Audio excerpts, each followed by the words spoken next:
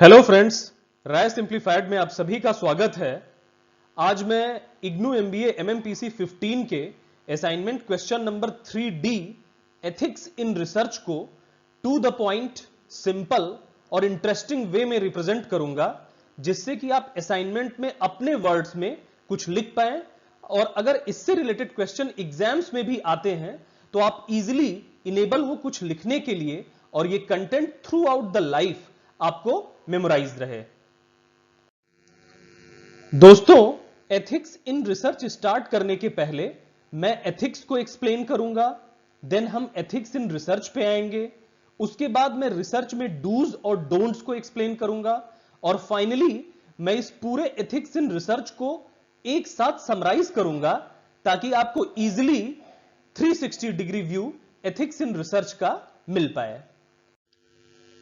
दोस्तों, अगर हम एथिक्स की बात करें तो एथिक्स हमें बताती है कि हमारा कोड ऑफ कंडक्ट कैसा होना चाहिए, यानी हमारा आचरण कैसा होना चाहिए, हमारे डूज और डोंट्स क्या होने चाहिए, हमें क्या चीजें करनी चाहिए और क्या नहीं करनी चाहिए। और यह हमें गाइडिंग प्रिंसिपल्स को बताती है कि कौन से हमारे प्रिंसिपल्स हैं जिनके थ्रू हम बिजनेस में आगे बढ़ेंगे।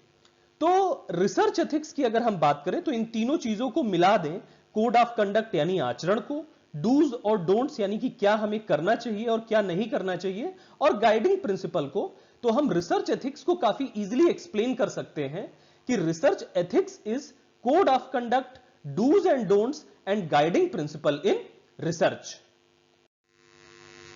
दोस्तों, जैसा कि हमने डिस्कस किया कि जो रिसर्च एथिक्स है उसमें 3 कीवर्ड्स हैं और उन 3 कीवर्ड्स को हमें मेमोराइज कर लेना चाहिए कि जैसे ही रिसर्च एथिक्स आए ये तीनों कीवर्ड हमें रिकॉल होने चाहिए। क्या क्या? कोड ऑफ कंडक्ट यानी कि हमारा आचरण, गाइडिंग प्रिंसिपल्स और डूज और डोंट्स। तो ये तीनों कीवर्ड अगर हमें याद रहेंगे तो हम रिसर्च एथिक्स पे इजीली कुछ लिख सकते हैं और कुछ बोल सकते हैं। तो जो सबसे पहला टॉपिक है डूज और डोंट्स में डूज का, यानी कि रिसर्च में हमें क्या क्या चीजें करनी चाहिए। तो सबसे पहली और सबसे इंपॉर्टेंट चीज है डूज में ऑनेस्टी। हमें रिसर्च में कंप्लीटली ऑनेस्ट होना चाहिए। हमें कहीं से भी कोई डेटा कॉपी पेस्ट या कोई भी फॉल्स इंफॉर्मेशन नहीं देनी चाहिए। तो ऑनेस्टी जो सबसे इंपॉर्टेंट पॉइंट है रिसर्च का। दूसरा, इंटीग्रिटी। हमें अपनी इंटीग्रिटी को बिल्कुल मेंटेन करनी चाहिए। हमारी इंटीग्रिटी कहीं से हैम्पर नहीं होनी चाहिए। हम जो भी रिसर्च में बातें बोल रहे हैं उसे एक्चुअल में हमारे द्वारा किया हुआ होना चाहिए। तो इंटीग्रिटी का भी काफी हमें ध्यान देना चाहिए। तीसरा है बायस फ्री। यह भी काफी इंपॉर्टेंट एस्पेक्ट है डूज का। रिसर्चर कभी कभी बायस्ड हो जाता है। रिसर्चर के अपने पर्सनल ओपिनियंस होते हैं, पर्सनल जजमेंट होते हैं। ये चीजें रिसर्चर के रिसर्च में रिफ्लेक्ट नहीं करनी चाहिए। तो यह भी एक बहुत इंपॉर्टेंट पॉइंट है जिसको हर एक रिसर्चर को काफी ध्यान देना चाहिए कि वो अपने रिसर्च में कंप्लीटली बायस फ्री हो। नेक्स्ट है इंफॉर्म्ड कंसेंट। इंफॉर्म्ड कंसेंट भी बहुत ही जरूरी है एक रिसर्च में। जिस भी ऑब्जर्वर से, जिस भी सैंपल से, जिस भी पर्सन से हम डेटा को गैदर कर रहे हैं, डेटा का कलेक्शन कर रहे हैं, उसको पहली चीज तो उसकी कंसेंट होनी जरूरी है और दूसरी इंफॉर्म्ड कंसेंट, यानी कि उस जो हमारा रिसर्च का सब्जेक्ट है, जो हमारा सैंपल है, जो सामने वाला पर्सन है जिससे हम डेटा गैदर कर रहे हैं, उसको कंप्लीट इंफॉर्मेशन होनी चाहिए कि उस डेटा का हम क्या यूज करेंगे, उस रिसर्च के डिफरेंट एस्पेक्ट्स क्या हैं, उसके क्या क्या रिपरक्शंस हो सकते हैं। तो ये इंफॉर्म्ड कंसेंट काफी जरूरी है। पहली चीज, उस जो हम जहां से डेटा कलेक्ट कर रहे हैं, जो हमारा सैंपल है, जो पर्सन है, उसकी कंसेंट होनी चाहिए, प्लस वो कंसेंट इंफॉर्म्ड कंसेंट होनी चाहिए। उसको उस रिसर्च के टॉपिक का, उस डेटा के यूज का, उसके फ्यूचर रिपरक्शंस का कंप्लीट नॉलेज होना चाहिए, तभी उसकी कंसेंट होनी चाहिए। ऐसा कभी नहीं करना है कि हम उसे काफी लिमिटेड चीजें बताएं और उसकी कंसेंट ले ली और उस डेटा का यूज कहीं ब्रॉड एस्पेक्ट में दूसरे यूजेस कर रहे हैं। तो इंफॉर्म्ड कंसेंट काफी इंपॉर्टेंट चीज है। जो नेक्स्ट एस्पेक्ट है रिसर्च एथिक्स का, वो है टॉप सीक्रेट, यानी कि जो भी हमारा रिसर्च का सैंपल है, जो भी पर्सन है, वो काफी कॉन्फिडेंस, उसमें कॉन्फिडेंशियलिटी जो है वो काफी ज्यादा मेंटेन होनी चाहिए। यानी कि उससे जो हम डेटा गैदर कर रहे हैं, सिर्फ उसका डेटा ही हमें अपने रिसर्च में यूज करना है। उसकी कोई भी पर्सनल इंफॉर्मेशन, उसकी कोई भी जो व्यक्तिगत इंफॉर्मेशन है, उसको हमें शेयर कहीं नहीं करना है। तो कॉन्फिडेंशियलिटी भी डूज का एक काफी इंपॉर्टेंट एस्पेक्ट है। नेक्स्ट है not using information for personal gain. हमें अपने पर्सनल गेन्स के लिए किसी भी इंफॉर्मेशन का यूज नहीं करना है। सपोज हमने कोई डेटा किसी अपने सैंपल से एक्सेप्ट किया और उस डेटा को लेने के बाद, उस डेटा को गैदर करने के बाद, उस डेटा को हमने एडवर्टाइजिंग कंपनीज को सेल कर दिया और उससे वो मुनाफा बना रही है और हमारा कुछ पर्सनल गेन हो। तो इस चीज से हमें बचना चाहिए। कभी पर्सनल गेन के लिए उस रिसर्च की इंफॉर्मेशन का यूज नहीं करना चाहिए।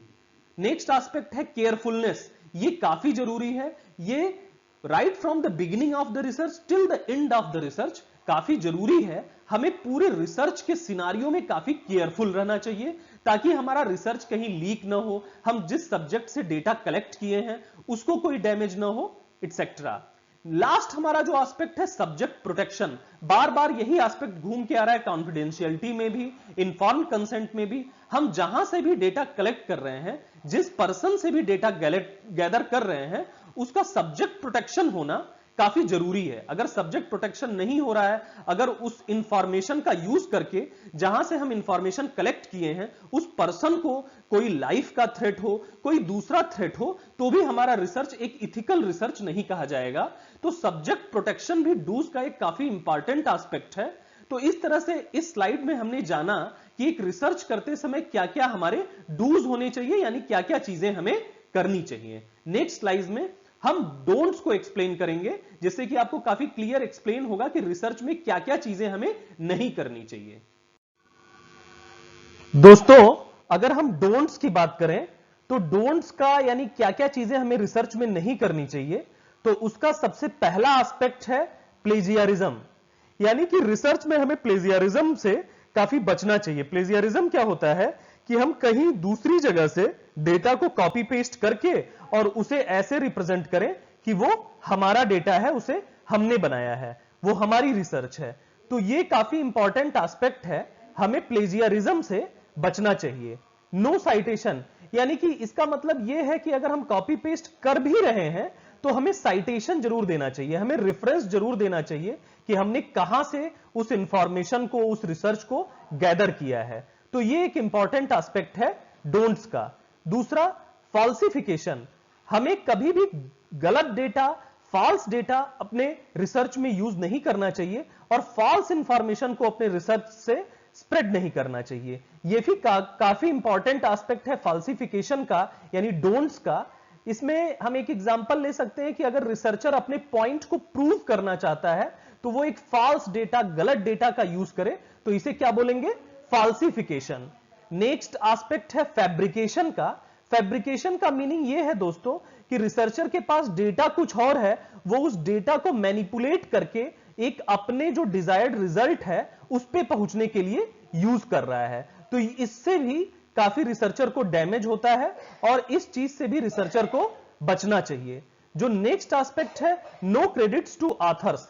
सपोज कोई रिसर्च ऐसी हुई है जिसमें more than one author, more than one researcher का कंट्रीब्यूशन है और लास्ट में जब रिसर्च पब्लिश हो रही है तो उसमें बाकी के जो रिसर्चर्स हैं उनके कंट्रीब्यूशन को उनको कोई क्रेडिट नहीं दी और जो मेन रिसर्चर है उसने सारी की सारी क्रेडिट खुद ले ली। तो यह भी रिसर्च एथिक्स के खिलाफ है, यह भी रिसर्च में हमें कभी नहीं करना चाहिए। नेक्स्ट है डुप्लीकेट पब्लिकेशन। इसका सिंपल मीनिंग है दोस्तों, नाम से ही क्लियर है कि अगर हमारी रिसर्च कहीं पे पब्लिश हो गई है ऑलरेडी तो उसे हमें किसी दूसरी जगह सेम रिसर्च को पब्लिश नहीं करना चाहिए। तो ये काफी इंपॉर्टेंट एस्पेक्ट है रिसर्च एथिक्स का। सेम ही रिसर्च का, सेम ही एस्पेक्ट का रिपीटेटिव पब्लिकेशन नहीं करना चाहिए। नेक्स्ट एस्पेक्ट है पार्शियल पब्लिकेशन। जिस तरह से हमने सेम डुप्लीकेट पब्लिकेशन से बचना चाहिए, उसी तरह अपने रिसर्च जो कि हम ऑलरेडी पब्लिश कर चुके हैं उसके कुछ पॉइंट्स को लेकर के एक दूसरी पब्लिकेशन नहीं करनी चाहिए, यानी इसको क्या बोलेंगे? Partial publication. हमें पार्शियल पब्लिकेशन से बचना चाहिए। तो इस तरह से दोस्तों हमें डोंट्स इन रिसर्च जो है वो समझ में आया।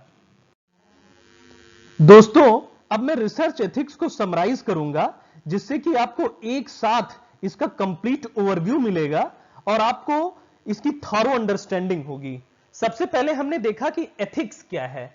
हमने 3 कीवर्ड डिस्कस किए, कोड ऑफ कंडक्ट, डूज और डोंट्स और गाइडिंग प्रिंसिपल। तो ये तीनों कीवर्ड अगर हम एक साथ रख दें तो इसे हम क्या बोलते हैं, एथिक्स। अगर ये चीजें रिसर्च में यूज की जाए तो इसे हम रिसर्च एथिक्स कहते हैं। हमने देखा कि रिसर्च में क्या क्या चीजें यानी हमें करनी चाहिए, रिसर्च के क्या क्या डूज होने चाहिए, रिसर्च में हमें ऑनेस्ट होना चाहिए, रिसर्च में हमें इंटीग्रिटी को मेंटेन करना चाहिए, रिसर्च हमारा किसी भी बायस पे, किसी जजमेंट पे, किसी एक तरफा हमारी थिंकिंग पे, हमारे ओपिनियन पे बेस्ड नहीं होना चाहिए।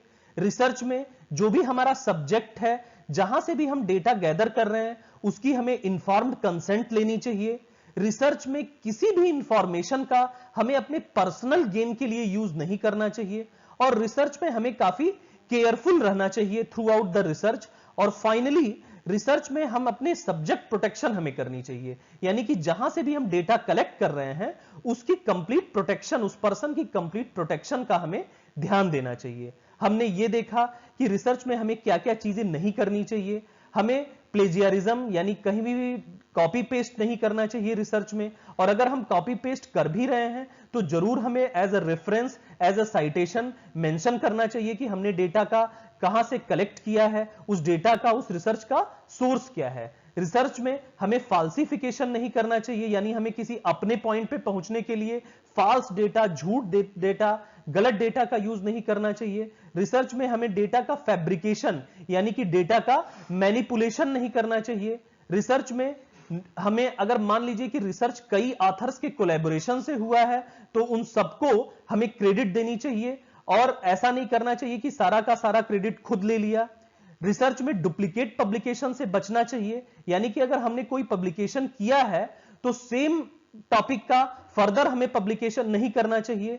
रिसर्च में हमें पार्शियल पब्लिकेशन से बचना चाहिए, यानी कि अगर हमने उस टॉपिक के किसी पॉइंट को कहीं पे कवर किया है तो सेम पॉइंट को फर्दर हमें थोड़ा सा उस रिसर्च में उठा करके कहीं दूसरी जगह पे पब्लिश नहीं करना चाहिए। तो इस तरह से हमने डोंट्स को देखा, डूज को देखा, रिसर्च एथिक्स को देखा।